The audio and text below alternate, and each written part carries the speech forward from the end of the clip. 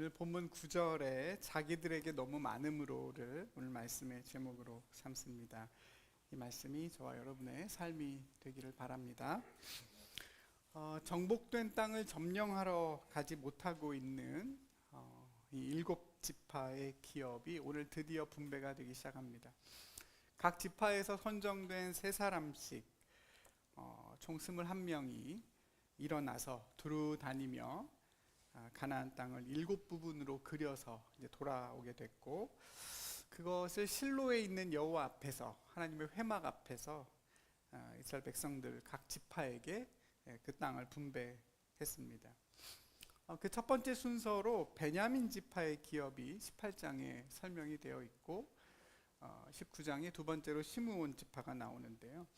그러니까 이런 이제 분배의 순서에는 어떤 큰 의미는 없겠지만, 다만 야곱의 12아들, 또 12지파 중에서 두 부인이 있었고 또 두 여종이 있었죠. 두 부인 라헬과 레아의 소생들이 먼저 앞에 나오게 되고, 그 후에 여종 실바와 빌하의 후손 아들들의 이름들이 아셀, 납달리, 단 이렇게 쭉 이어지게 됩니다. 그 중에서도 오늘 읽은 이 베냐민 지파의 기업이 가장 분량도 많고 또 자세한데요.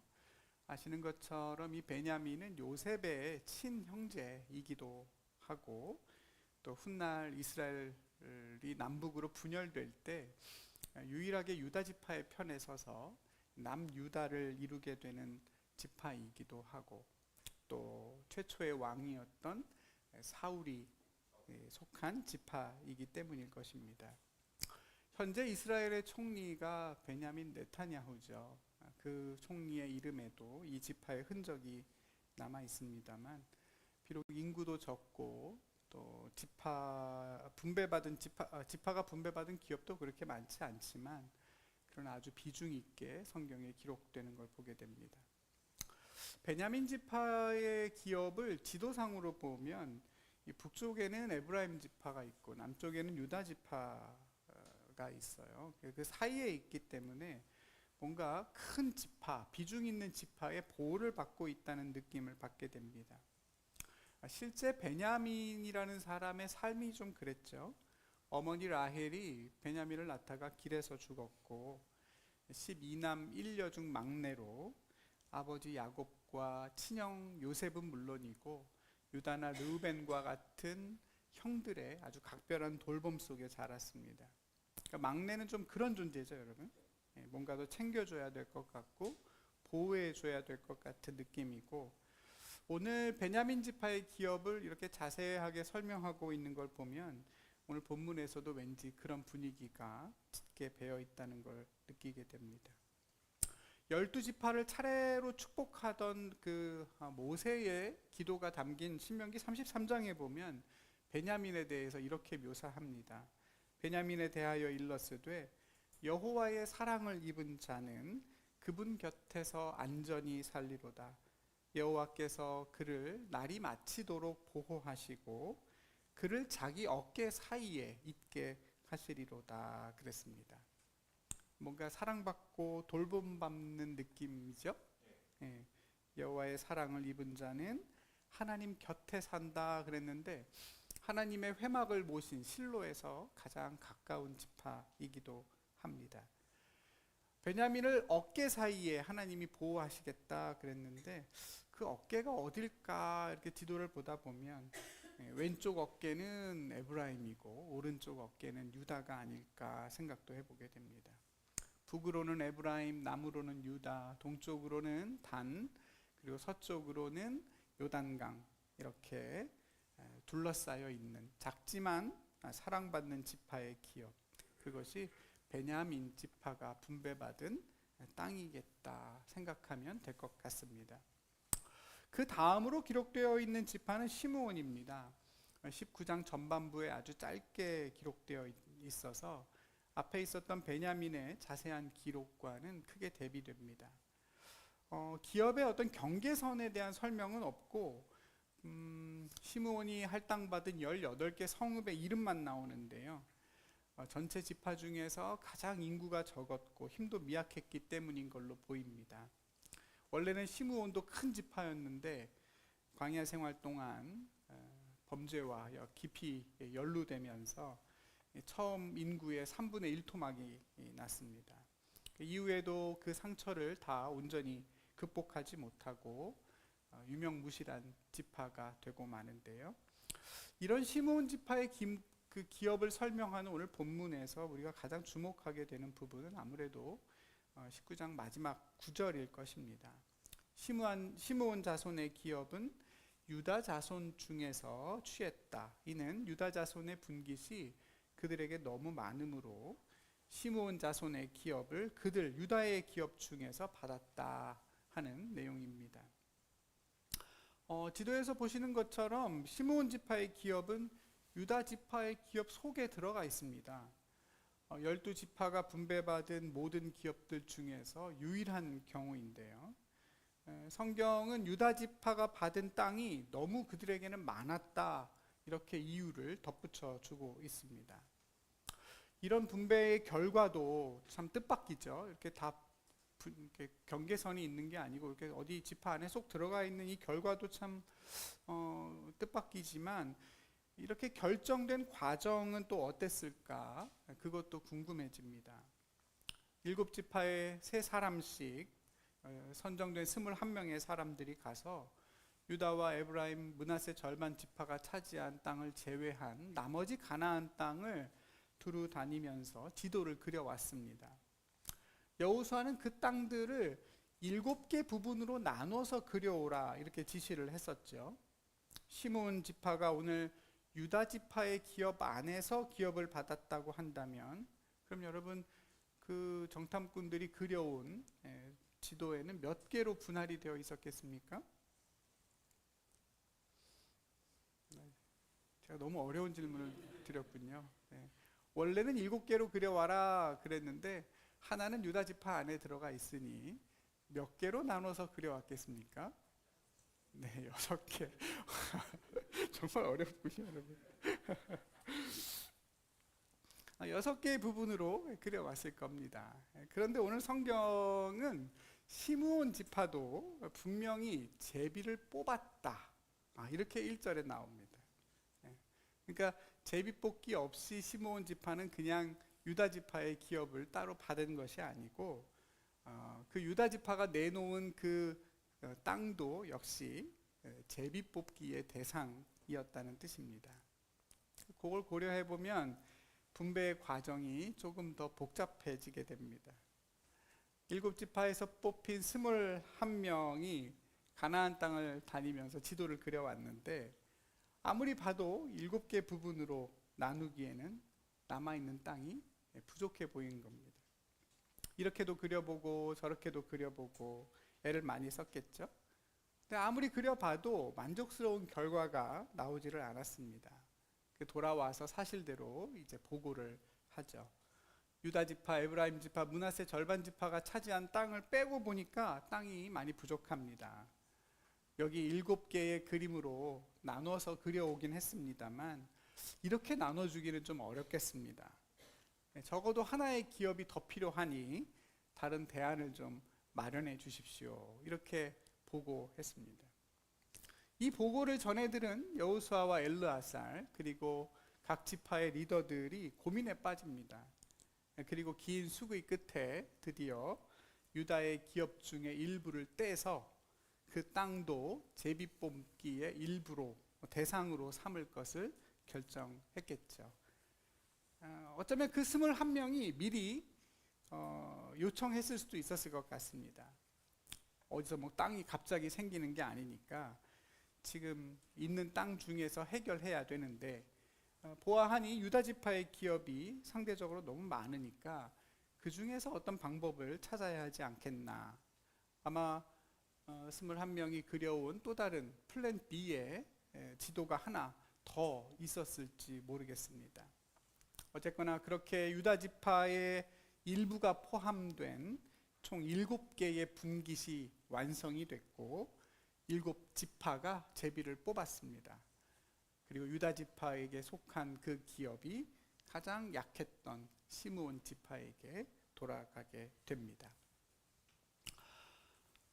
결과적으로 보면 7지파 모두가 다 부족하지 않은 기업을 분배받게 됐습니다만 사실 그 과정은 그렇게 간단하지 않았을 것입니다.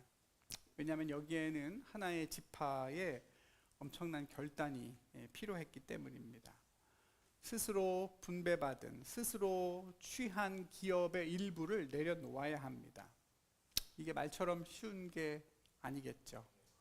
처음부터 그렇게 받았다라고 하면 모르겠지만 이미 받은 것 중에서 일부분을 떼어낸다는 것은 대단히 힘든 일입니다. 원래 안 주는 것도 화가 나지만 줬다 뺐으면 더 화가 나는 게 사람 마음이죠? 네, 주지를 말지 왜 줬다가 뺏어가. 화나는 일입니다. 어쩌면 이미 분배받은 지가 꽤 됐기 때문에 유다 지파 안에서도 세부적인 분배가 시작될 가능성이 높습니다. 각각의 친족별로, 각각의 가족별로 기업을 이미 나누기 시작했다면 내가 받을 땅을 앞으로 어떻게 경영하고 이끌어갈 것인지 아마 저마다 희망에 찬 미래들을 머릿속으로 그려보고 있었을 겁니다.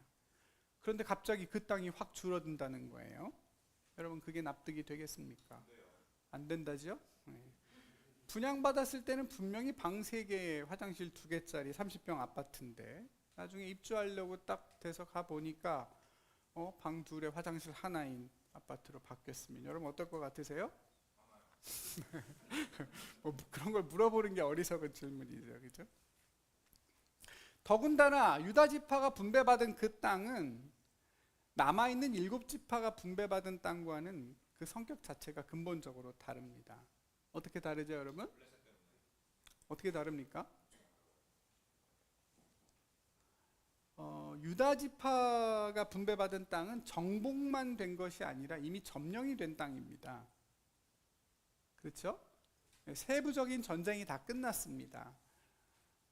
다 쫓아냈다는 거죠. 예루살렘에 있던 여부스 족속을 쫓아내지 못했다는 기록이 있습니다만 오늘 성경에 보니까 그 여부스 쪽에 예루살렘은 베냐민 지파 기업으로 나옵니다. 그러니까 유다 지파가 받은 기업은 이미 정복이 다 끝나고 점령도 다 돼서 어떤 전쟁도 남아있지 않은 완벽한 기업입니다. 그러나 아직 7지파가 분배받은 땅은 전쟁이 남아있죠. 가서 몰아내야 될 가나안 족속들이 남아있습니다. 그러니까 완전히 내 것인 것을 토해내는 거예요. 내가 피와 땀을 흘려서 내가 얻은 내 기업, 내 땅을 다른 사람에게 거저 내려놓는 것입니다. 정말로 어려운 일이고 남이 했으니까 그런가 보다 싶지만 사실 우리가 그러라고 하면 정말 어려운 섬김일 수밖에 없었을 것입니다. 유다 자손의 분깃이 자기들에게 너무 많았다 오늘 본문은 말하고 있지만 사실 유다 지파가 내놓은 기업의 크기도 결코 작지 않았다는 것을 우리는 지도를 통해 확인할 수 있습니다. 시므온에게 주고 남은 땅을 다시 분배하면서 남은 땅이 너무 좁지 않느냐, 유다 지파 안에서 어떤 다툼이 있지는 않았을까 싶을 정도입니다. 더군다나 그 땅에 내가 직접 살아보지 않고 식물을 씨를 심어서 작물을 재배해보지 않고 거기 살아보지 않고 그 땅이 우리에게 많다는 걸, 넓다는 걸 어떻게 다 확신할 수 있겠습니까? 그렇지 않습니까? 유다 지파는 인구도 제일 많고 유다 지파가 분배받은 땅 남쪽은 대부분 다 황무지입니다. 큰지 작은지 부족한지 넘치는지는 살아봐야 아는 것입니다. 저희 집이 전용 면적 74제곱미터인데요. 살아보니까 정말 넓습니다. 대화 소리도 막 웅웅거리고 이 방에서 저 방까지 가려면 한참 갑니다.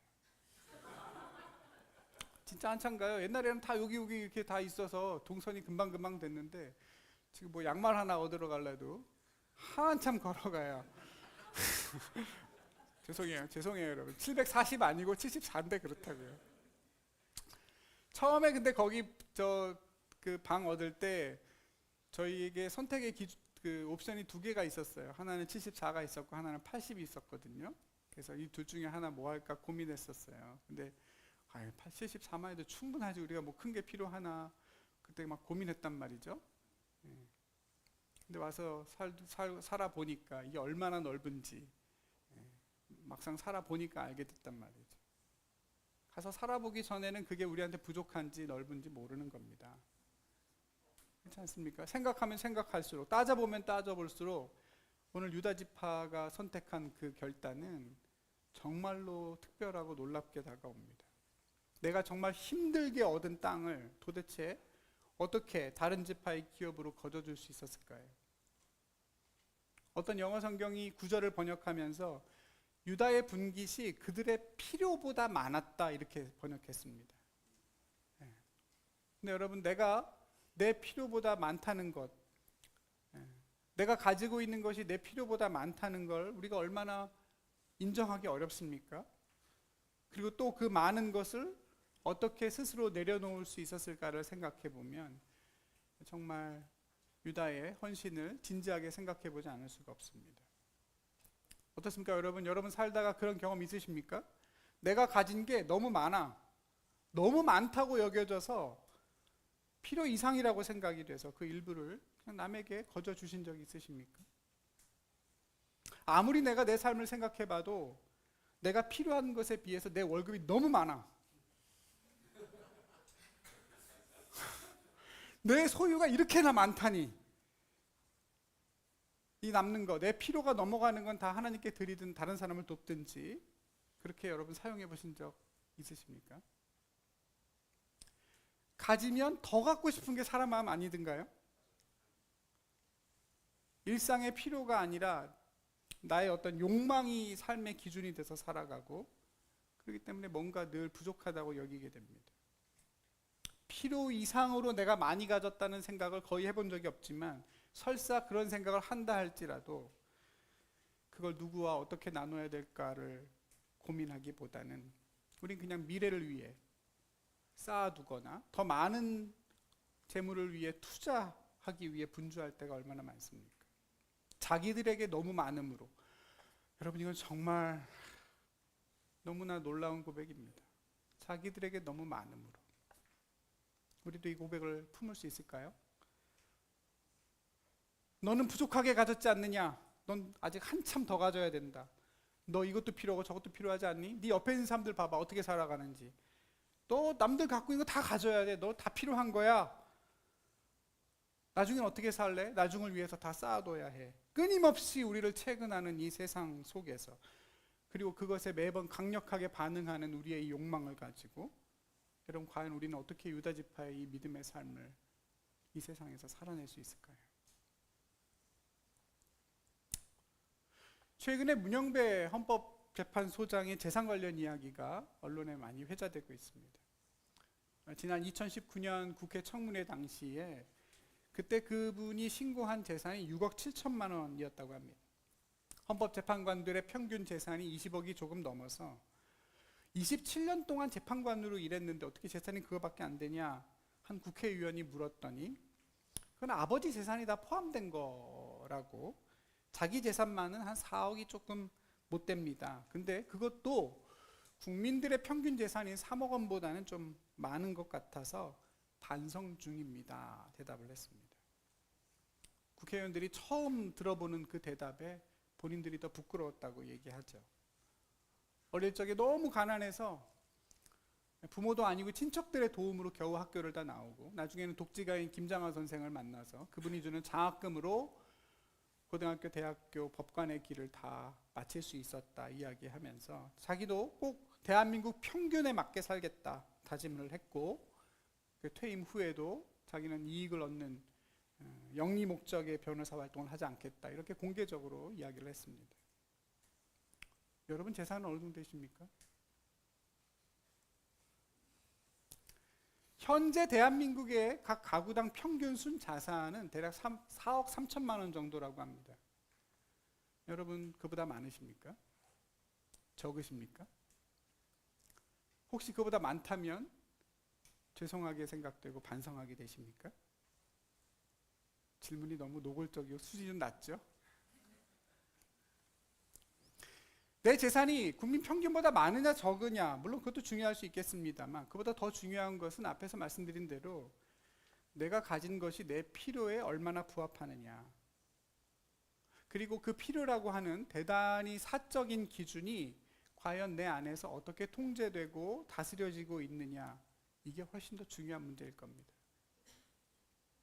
자기들에게 너무 많음으로 이 마음을 내가 품을 수 있고 그것에 대하여 안타까워하고 넘치는 것에 대하여 왜? 라는 질문을 던질 수 있다면 거기서부터 성도의 삶이 시작될 겁니다. 6년 전에는 4억 조금 못 된다고 했던 그 문 소장님의 재산, 현재는 15억 원이 넘습니다. 그분의 필요가 그 사이에 그만큼 더 늘어났거나 아니면 많아진 재산을 어떻게 써야 될 것인지에 대해서 지금도 고민 중에 계신 것 같습니다. 사랑하는 우리 성도 여러분, 하나님을 믿는 우리는 지금 어떻게 우리의 필요를 결정하고 이해하고 있고 어떤 태도로 지금 우리의 소유를 바라보고 있고 또 사용하고 있을까요? 우리의 생명과 필요를 하나님의 은혜로 받아 누리고 산다고 믿고 있고, 그래서 오늘 예배를 통해 그 믿음을 고백하고 있는 저와 여러분은 지금 어떤 모습으로 그 땅을 분배받아 사용하고 있을까요? 그리고 과연 우리가 받은 그 땅은, 그 기업은, 그 삶은 하나님의 나라의 의와 평강과 희락을 얼마나 깊이 잘 누리며 살아가고 있겠습니까? 저는 갈렙과 유다 지파가 어떤 지파 못지않게 먼저 나서서 자기 기업을 믿음으로 쟁취한 그 믿음도 참 놀랍고 대단하지만 오늘 이 자신의 욕심을 정복하고 자기 필요를 다스리며 살았던 이 모습이야말로 그보다 훨씬 더 위대한 신앙으로 여겨집니다. 다른 사람들과의 비교를 통해서 어떤 상대적인 기준을 맞춰 살고 또 자기 욕심을 쫓아 산 것이 아니라 내 필요가 어디까지인지를 명확하게 알고 그 기준을 정한 뒤에 그것을 유지하고 지켜내고 그 기준 앞에 나의 이기심과 욕심을 쳐서 복종시키는, 그러면서 내 마땅한 권리를 아무렇지 않게 내려놓는 그 모습에서 여러분 진정한 정복과 참된 승리를 보게 되지 않습니까? 사람은 무엇으로 사는가라는 제목의 톨스토이의 단편 소설집이 있습니다. 그 책 안에 11개의 짧은 소설이 있는데요. 그 중에 하나가 사람에게는 얼만큼의 땅이 필요한가라는 소설입니다. 이 말씀을 준비하다가 그 소설이 갑자기 생각이 나서 다시 한번 찾아서 읽어봤습니다. 소설의 주인공 바흠은 가난한 농부입니다. 땅이 늘 부족하고 땅이 조금만 더 있었으면 좋겠다 항상 생각하며 사는 농부입니다. 근면성실하게 열심히 일해서 조금씩 땅을 넓혀가서 상당히 많은 땅을 얻게 됐지만 여전히 충분하다고 여겨지진 않는 삶입니다. 그러다 어느 날 바시키르족이라고 하는 한 러시아의 유목민족이 그들로부터 흥미로운 제안 하나를 받게 됩니다. 1,000 루블을 주면, 지금 우리나라 돈으로 약 1억 원을 주면 하루치의 땅을 살 수 있다는 얘기입니다. 하루치의 땅이란 한 사람이 해가 뜰 때부터 해가 질 때까지 계속 걸어서 그 걸은 경계선 안에 있는 모든 땅을 자기가 갖는 겁니다. 내가 걸은 길이 경계가 되고 돌아오면 그 안에 있는 땅이 다 내 겁니다. 서울 같은 데서 하면 난리 나겠죠, 여러분? 땅이 넓은 러시아나 하니까 가능한 얘기입니다. 한 가지 조건은 해가 지기 전에는 반드시 출발지로 돌아와야 합니다. 고민 끝에 바흠이 그 땅을 사기로 결심합니다. 나름 철저하게 계산하고 계획하고 준비해서 드디어 땅을 사는 날 힘껏 걷기 시작합니다. 최대한 넓은 땅을 얻기 위해서 온 힘을 다해 걷습니다. 꽤 멀리 걸었고 이젠 좀 충분하다, 이 정도면 참 넓다라고 판단이 되는 상황입니다. 근데 생각보다 해가 빨리 지기 시작합니다. 마음이 급해진 바흠이 서둘러 출발지로 뛰어갑니다. 해가 지려고 하는 그 순간에 겨우 출발지에 도착하죠. 그런데 너무나 탈진한 나머지 다음은 돌아오자마자 그 자리에 털썩 주저앉아 죽고 맙니다. 사람들이 그 자리에 땅을 파고 그를 묻었는데요. 그 바흠이 차지한 땅은 그 무덤의 길이인 2m 10cm, 러시아 단위로 3아르신이었다는 말로 소설이 끝납니다. 사람에게는 얼마나 많은 땅이 필요한가? 무덤 크기만 있으면 된다는 얘기가 아니죠. 다만 내 욕심을 정복하지 못하면, 내 필요를 다스리지 못하면 내가 얼마나 많은 땅을 가지고 있고 얼마나 많은 물질을 가졌느냐와 상관없이 내가 발을 딛고 살아가고 있는 그 땅은 결국 나를 죽음으로 이끄는 자리일 뿐이라는 사실을 톨스토이는 그렇게 경고하는 것입니다. 여러분, 저와 여러분에게는 얼마나 많은 땅이 필요할까요? 그리고 우리는 어떻게 하면 그 땅을 하나님의 나라로 누리며 살아갈 수 있겠습니까? 저는 오늘 유다의 기업 정중앙에 자리하고 있는 시므온의 기업을 보면서 문득 신약 한 성경 구절이 떠오릅니다. 여러분들 이 지도를 한번 쭉 들여다보면 아마 납득이 되실 겁니다. 이런 말씀입니다. 너희 안에 이 마음을 품으라. 그는 그리스도 곧 그리스도 예수의 마음이니 그는 근본 하나님의 본체시나 하나님과 동등됨을 취할 것을 여기지 아니하시고 오히려 자기를 비워 종의 형체를 가지사 사람들과 같이 되셨고 사람의 모양으로 나타나사 자기를 낮추시고 죽기까지 복종하셨으니 곧 십자가에 죽으심이라. 우리가 잘 아는 빌립보서 2장의 말씀입니다. 자신이 애써 수고하여 얻은 기업의 한 가운데를 비워서 가장 연약한 형제를 그곳에 품고 섬기는 이 유다 지파의 모습이 자기를 비워 종의 형체를 가지신 주님의 모습과 겹쳐 보입니다. 진정한 기독교는 성령이 우리 안에 있는 탐욕을 비워내시고 그 안에 하나님과 사람을 섬길 열망과 사랑을 채워주시는 것이라던 대천덕 신부님의 말씀도 생각납니다. 여러분, 결국 예수님은 이 유다 자손의 후손으로 오시죠. 오셔서 말씀하시길 내 형제 중에 지극히 작은 자에게 한 것이 곧 내게 한 것이다.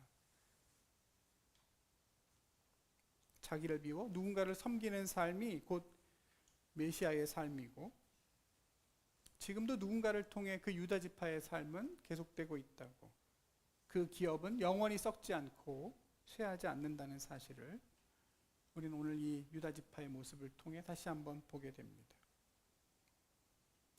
사랑하는 우리 성도 여러분, 부디 저와 여러분의 삶도 예수와 같은 유다 지파와 같은 삶이 되기를 축복합니다. 오늘은 예수님께서 예루살렘에 입성하신 날을 기념하는 종려주일입니다. 다 아시는 것처럼 당시 왕들이 타던, 장군들이 타던 말이 아니라 어린 나귀 새끼를 타고 입성하셨습니다.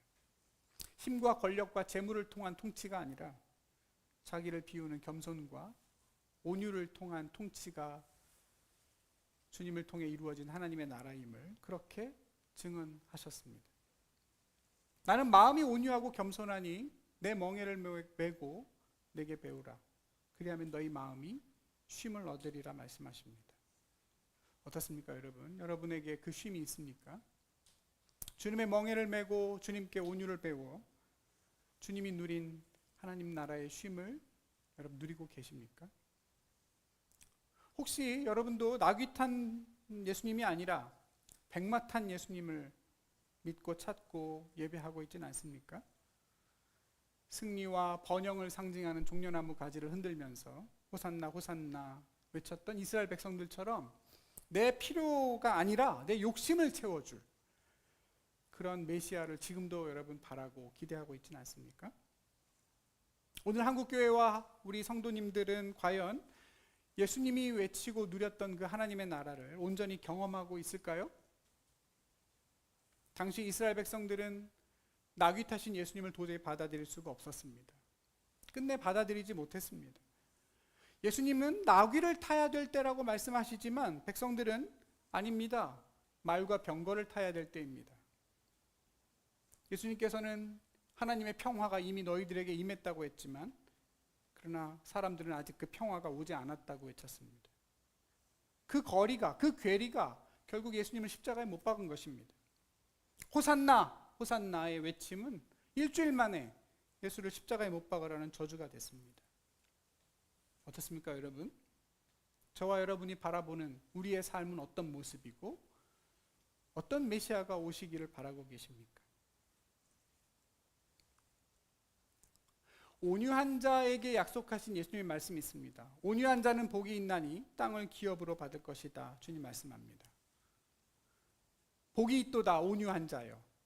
그들은 땅을 기업으로 받는다.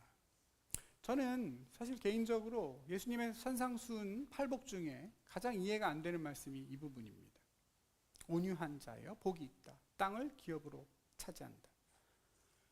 말도 안 되지 않습니까? 세상의 이치와 현실과 너무 맞지 않는 말입니다.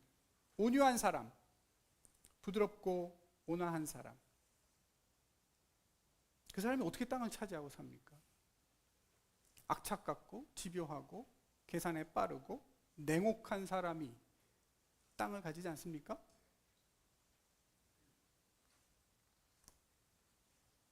그러니까 여러분들은 땅 갖기 쉽지 않을 겁니다. 다들 온유하셔가지고. 온유한 자는 복이 있나니 여러 사람들과 두루 원만하게 지낼 것이다. 이런 거는 이해가 되겠습니다. 온유한 사람이 복이 있나니 땅을 기업으로 받는다. 상식과는 전혀 맞지 않는 얘기입니다. 근데도 주님은 말씀하시죠. 온유한 자가 복되다. 땅을 기업으로 받는다. 스스로 땅을 차지하는 것이 아니라 땅을 받는다. 하나님이 주신다. 온유한 자의 삶을 복되게 하시는 하나님의 길이 있는데 그것은 땅을 주는 것이다. 약속하십니다. 여러분이 약속을 믿으실 수 있기를 바랍니다. 이런 삶의 성경적인 예시가 하나 있다면 저는 이삭이 생각납니다.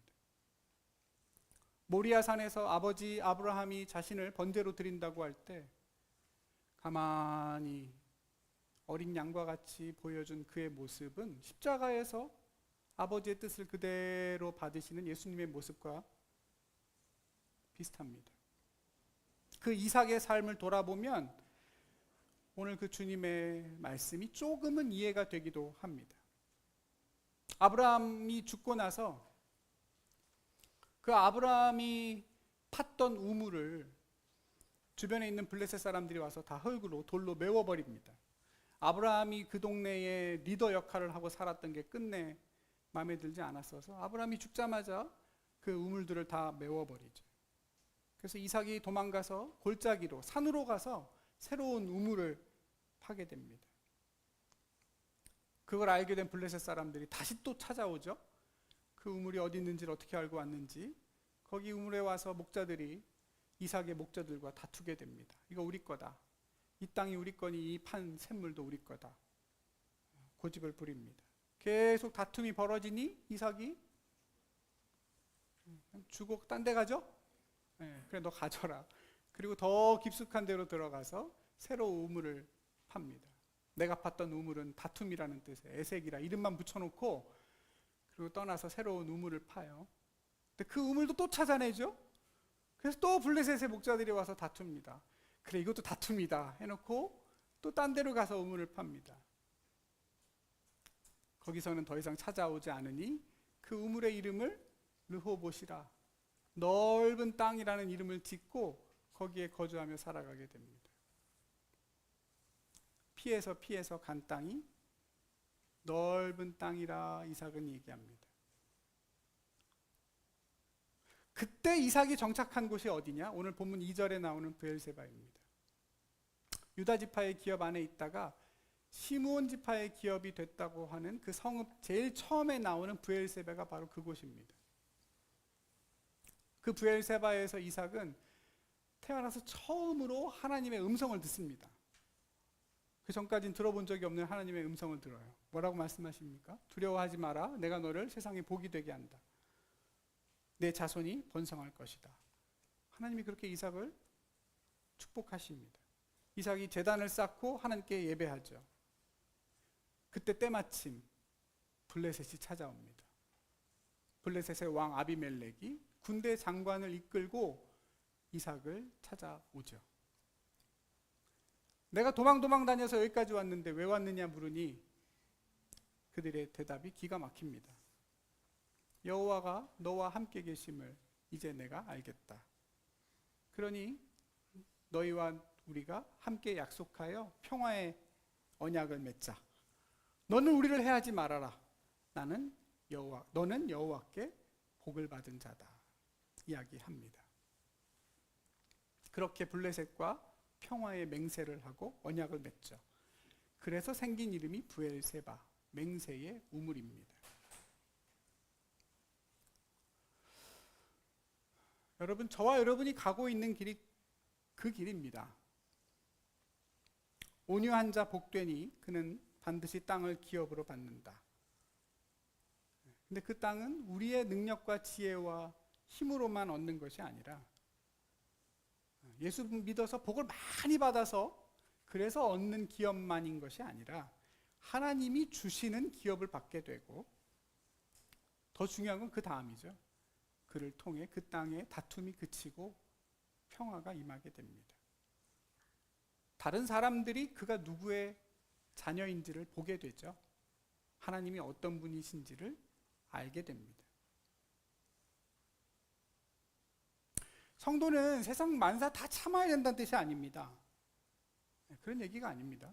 다만 저와 여러분이 세상에서 받는 땅은 우리가 노력해서 얻은 땅과는 다르다는 것입니다. 저와 여러분은 내가 벌어서 내가 산 땅으로만이 아니라 하나님께 받은 땅으로 평가받고 살아가는 사람들입니다. 어떤 땅을 얼마나 소유하느냐보다 더 중요한 것은 그 땅을 지금 누구와 함께 누리고 있고 그 속에 진정한 하나님의 평화와 기쁨이 있느냐 하는 것입니다. 우리 그 질문을 품고 오늘도 예수님의 온유함을 배우고 그 길을 따라가고 있는 것이죠. 여러분, 이 고민을 우리가 진지하게 마음에 품고 살아갈 수 있다면 내게 주신 나의 기업이 이미 나에겐 너무 많구나 하는 사실에 조금씩 눈이 열리게 될 겁니다. 자기들에게 너무 많음으로. 여기가 모든 것의 출발점이죠. 우리에겐 너무 많다는 것. 거기서 시작되는 이 길을 끝까지 우리가 걸어갈 수 있다면 우리도 온유한 자에게 약속하신 그 하나님의 기업을 받아 누리게 될 겁니다. 내 기업만 얻는 삶이 아니고 여러분, 내 안에 다른 사람이 내 기업 안에 깃들어 삽니다. 얼마나 복이 됩니까? 그렇지 않습니까? 내 기업 안에 다른 사람이 먹고 사는 기업이 생깁니다. 그리고 함께 평화를 누리고 함께 하나님의 살아계심을 보게 되죠. 사실 저는 우리 성도님들 많은 분들이 이미 그런 삶을 살고 있다고 생각합니다. 주신 삶에 자족하고 감사하고 내 필요를 쉽게 안 늘리고 돈은 더 벌지만 더 많은 것들로 채우지 않고 자기를 비워서 어떻게든 심오원을 품고 살려고 하는 유다의 삶을 힘껏 다 살아내고 계십니다. 오늘 우리 함께 예배드리고 있는 탄자니아의 세 분의 모습이 어쩌면 그런 삶의 열매 아니겠습니까? 그렇지 않습니까? 저는 한편으로는 그런 우리 성도님들의 삶을 되게 고마워하고 자랑스러워하면서도 한편으로는 걱정될 때도 참 많습니다. 솔직히 그렇습니다. 그런 여러분의 삶이 너무 고되지는 않을까? 또 뭔가 이렇게 또 남을 섬기는 일에 헌신하는 그 삶이 걱정됩니다. 너무 많은 기업을 시몬에게 떼어주고 사는 건 아닐까? 제 마음이 무거울 때가 있고 솔직히 이런 마음도 듭니다. 이제 좀 그만해도 되겠지 않나? 앞으로 좀 본인 목도 좀 챙기고 사십시오라는 말이 여기에 늘 걸려 있습니다.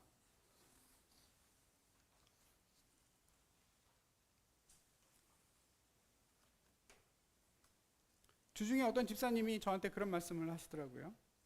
요즘에 회사가 너무 어려워져서 이번 4월부터는 월급을 한 1-20% 적게 받아야 될 상황이랍니다. 그렇게 결정이 돼서 이제 적게 받을 것 같다 그러시면서 그러면 이제 목사님 신수비랑 비슷해집니다. 뭐 이렇게 웃으면서 얘기하시는 거예요.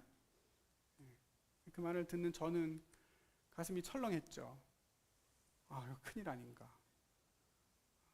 제가 기도하겠습니다. 이렇게 말씀을 드렸더니 그 집사님이 그렇게 말씀하세요. 목사님, 뭐 그 정도만 해도 충분합니다. 그 정도면 잘 살 수 있습니다. 제가 속으로 목사보다 훨 낫다. 그랬습니다. 내게 너무 많기 때문에 나를 비우는 것, 그건 여러분 꼭 돈이나 물질만을 말하는 게 아닙니다.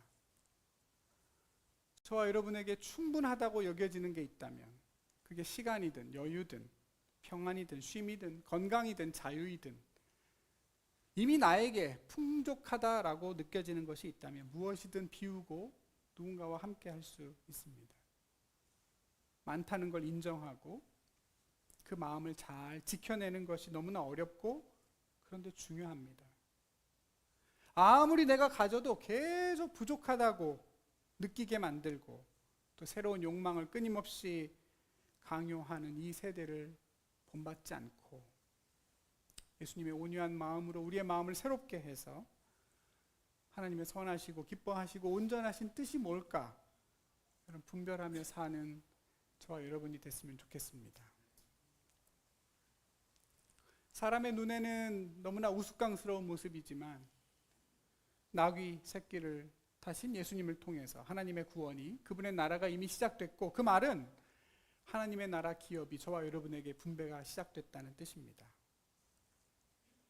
여러분 어떤 땅을 어떻게 받아 누리고 살아가고 계십니까? 결국 나중엔 유다 혼자 가나안 땅을 차지하게 되죠. 모든 지파 중에 오직 유다만 남아서 가나안 땅을 다스리게 됩니다. 온유한 자 복이 있으니 땅을 기업으로 받습니다. 주님의 멍에를 메고 주님께 배웁시다. 우리의 필요를 풍성히 누리되 욕심을 다스려서 온유한 자에게 약속하신 하나님의 그 기업과 복을 일평생 아무 부족함 없이 누리며 사는 저와 여러분 모두가 되기를 주님의 이름으로 간절히 소망합니다. 기도하겠습니다. 나귀를